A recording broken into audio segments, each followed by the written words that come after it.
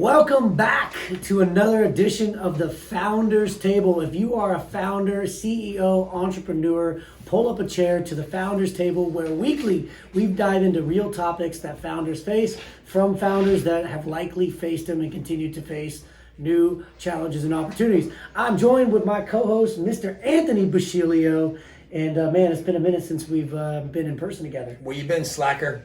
Dude, I'm not fucking slacking off. You know that. I was at the gym with you this morning at 4 a.m. This guy's got like this god-awful training regime that we get to the gym at 4 a.m. It's wearing on me. It is wearing on me, too. It's wearing on me. You can hear it in my voice. I had to have Mackenzie go out and get me some cop chops here. Yeah, I don't know if it's like 3 years of doing this. I don't know if it's sustainable. I don't know if I'm gassing out at 3 o'clock. You're old. You know that, right? I'm getting old. Yeah. I look fantastic, though, so I don't care. That's a matter of opinion. That's what I told Mackenzie. Make sure the camera's focused on me. But no, you've been traveling like crazy, too. Look, Jack's fucking up your shit. No, he's not. It's fine.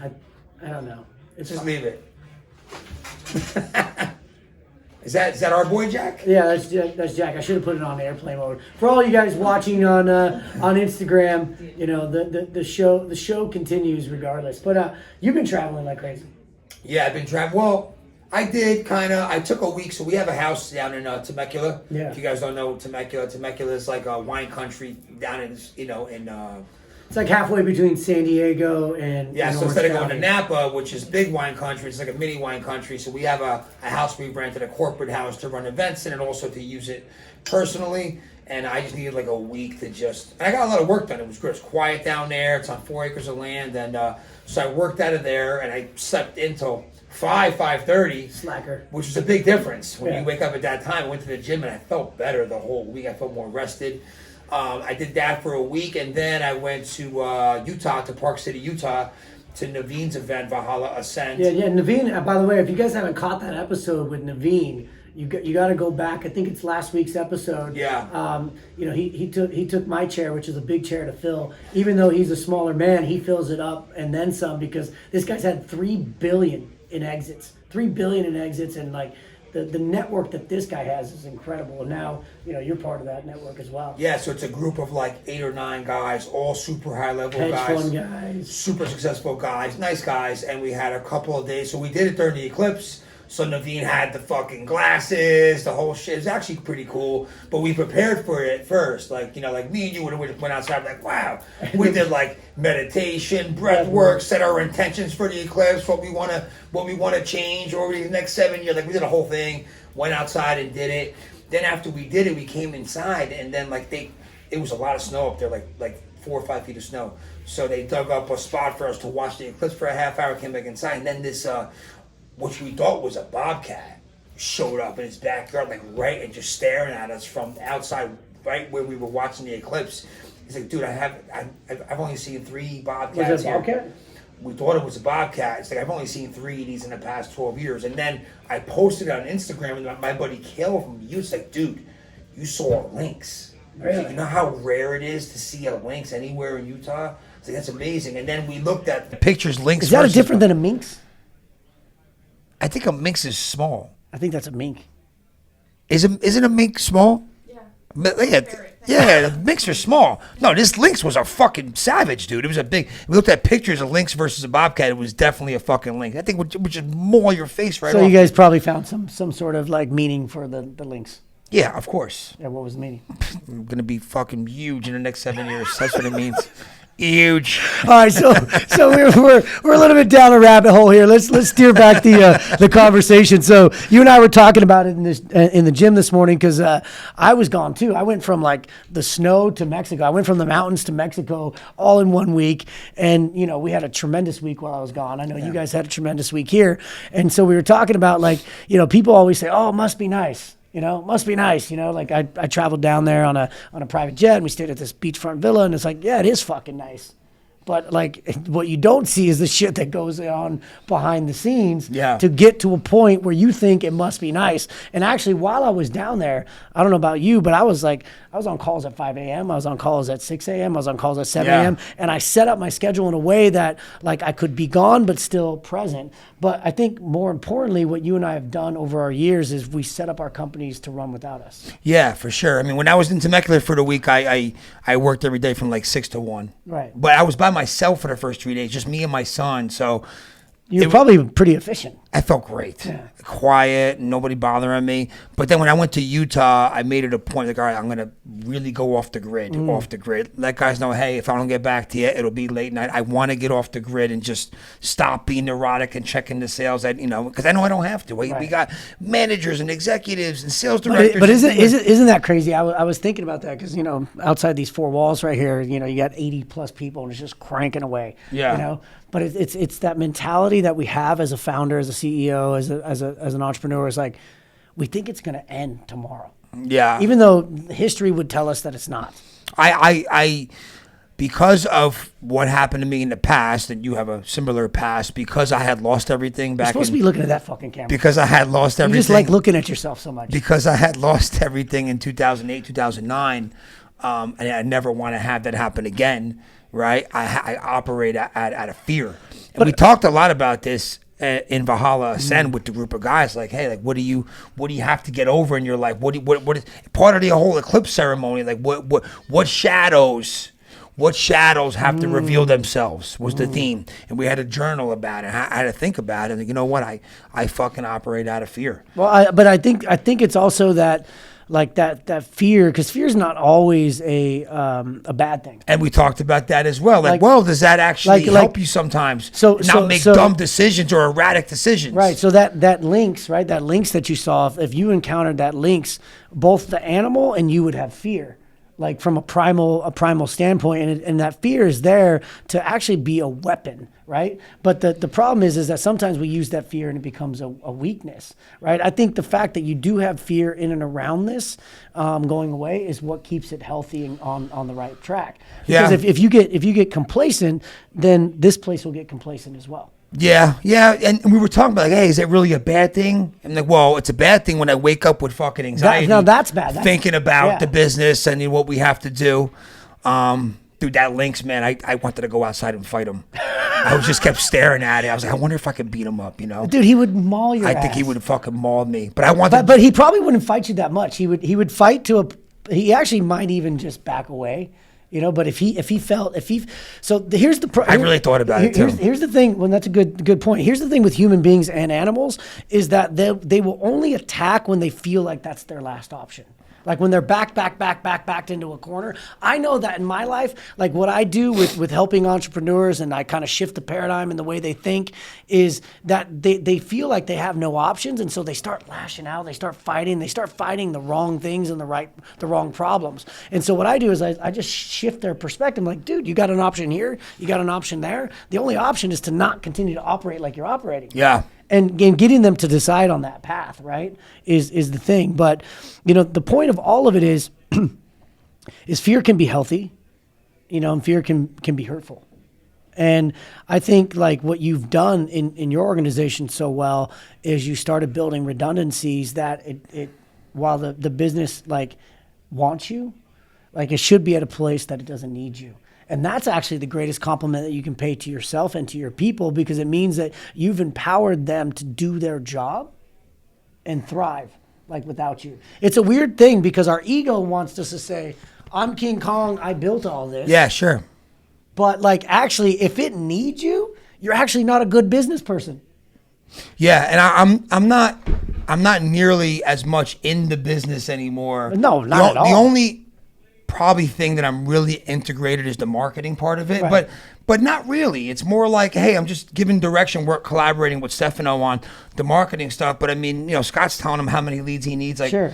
Like the business would continue to run itself. Would it continue to grow at the rate without me here right now, I don't know. Well, because I do a lot of but business development and strategic partnerships. You're a visionary. And I'm a visionary. That's the key element. Yeah. And I think like as you become more of a graduated CEO, and I say you to the general population, not you specifically because you have elevated. It's like your job as a CEO, as a founder, is like very simple but like complex. It's to create the vision, communicate the vision, have clear accountability of the vision, and curate a culture that believes in the vision. Like you walk out here, we did the whole episode on culture. You guys should go back and watch it. Is that like the culture like believes in the vision? Yeah. And the more you can distill that vision into the community of employees, the more like you don't actually have to be here. And so, like they're like on your way to an exit, like a traditional exit, what I do is I help companies scale and sell. Like you actually have to have what I call many, M-A-N-Y, many, M-I-N-I, exits.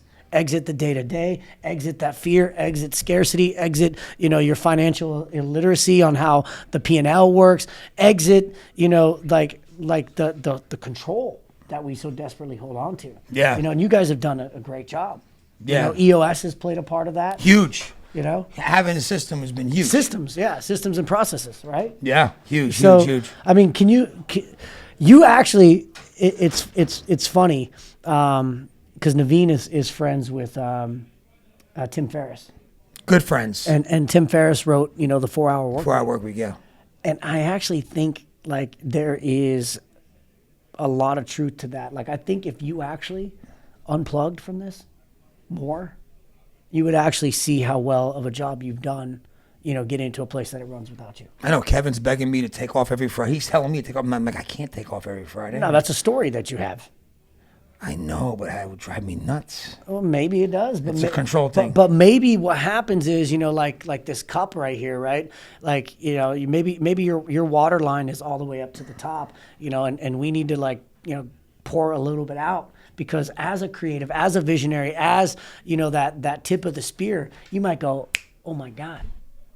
Like, and I'm relatively, I don't want to say new, but like we've metamorphosized our business. I mean, you've seen the transformation of what we're doing. Yeah, right? Killing it. And like handing off certain things off of my that you recently just did. Yeah. Dude, like it's crazy. Like there's a lift that is incredible. I mean, there's things that are happening right now as you and I are doing this and getting the message out to new people that wasn't possible even 3 months ago. Wasn't possible even 3 weeks ago. And it wasn't scalable. And so like as a founder, like you have to figure out as quickly as possible how to build yourself out of a job. And you got to bring in the right people, good people, people who care, people who are all in on the culture and the vision. Yeah, it's not easy. It's not easy at all. No, and you got to constantly pound it in too. I think one thing that's really helped us is just being really transparent. Yeah, I've seen your meetings. Like you're out there just telling them. I mean, you're talking top line numbers, bottom line numbers, which a lot of founders like have hesitations and reservations around. Sure. But, I think knowledge is knowledge, but knowledge applied is power. Sharing the issues. Exactly. When you don't have to carry that load. Do you remember the log exercise we did? When at one of of course. We all had to carry the log together. Right. Yeah. Like, of course I remember that. Could you have carried that log by yourself? No, there's actually, you've seen that too, Mackenzie. You got that footage of the log. You could probably put it in this clip. Yeah, maybe make a reel of the log. And as you're watching Anthony lift this log right now, this was a metaphorical / metaphysical exercise that we put he and Kevin, and other founders through. Is like you can't fight alone. You can't lift the log alone. This log was impossible to lift alone, but with many hands, it made light work. And actually, the more that all of you guys were in sync with that log overhead, that fucking log was heavy too. It was heavy. I think it was like 300 pounds. I think it was maybe more, heavy. More than that. Yeah. But even if it was 300 pounds, the way that weight would be distributed, it is impossible for one human being to do. And the same is true for your company. It's impossible for you to lift the log alone. Like you have to have help. You have to be in sync. You have to have a plan. And you got to start adding people to the log. And at first, your log is very small, and then it starts to become very big. And next thing you know, you're mowing down a forest. Yeah, and we keep bringing on, more talent. We just brought in. We just had a huge hire down in Florida, and that you have to spend money on that. Big time hire. We used the fucking Corn Ferry, high level recruiting company, to recruit a great product manager. Called the Coin Ferry? Corn Ferry. Corn Ferry. Corn Ferry is like the number one tech recruiting company. Why did they pick such a terrible name? I don't know, but I tell you what, they're fucking expensive as shit. Really? Yeah, like you got to pay all that salary up front, right? Or a percentage of? You're paying it's like $45,000 for the hire plus a percentage of their salary. Wow, it's something crazy. But imagine if like what that person's going to bring for you. Yeah, and super vetted out with the experience, exactly the kind of candidate you're looking for. Like we would never have been able to qualify a candidate like they do. Well, I'm saying that service is valuable and recruiting services are valuable, but what's more valuable is the fact that you guys had the foresight, the insight, and courage to go out and spend that money. And you know what? I was so against using recruiting companies for the money reasons up until about 2 years ago when I finally, we started to mastermind with people. You started to spend money to access knowledge. And they're like, are you nuts? Exactly. You have to use a recruiting company if you want to find, and like it completely changed the way I thought about things. And why do you join a mastermind? I'm joining mastermind for knowledge. Exactly. For knowledge. And ultimately we call it, collapsing time, right? Yep. Like to find people who've been down the road, like further than you, that can tell you like how to navigate that road better than you. I have a Rolodex now where if I have a question I don't have an answer to, I can get the answer in 5 minutes, as opposed to back before that, I maybe never get the answer. And how much? Or try a bunch of stupid shit. Right. And they say, how much did that cost you? For all the masterminding stuff? No. How much would it cost you to not have the answer? Oh, dude, it cost me so much more money than it cost me the hundreds of grand that I've invested in myself. Exactly. And that's the thing is people don't understand that investing in their business is the greatest asset that they can ever invest into. Your net worth, my net worth is tied up in like the business as an asset. And the more we invest into that, into ourselves, into our knowledge, into, masterminds, into like resources and people that can collapse time for us, the faster we move, the faster we have our little mini exits on our way to the massive exit. I love it. This is a pretty good episode with no preparation. Well, that's how we do it. I'm giving away our secrets here, but so we got about three. We prepared in the gym. Yeah, we got about 3 minutes left. So what's the key to building yourself out of a job? What's the key to building yourself out of a job? What's the key to make your company work without you? What's been the biggest thing for you? A system to run the business, but more importantly, cultivating leaders to run the business. Yeah, I was gonna say I think it's people that are driven towards the purpose, right? Yeah. And then you get those. Look at the balloons going up, and then you get the balloons, and that's the profit.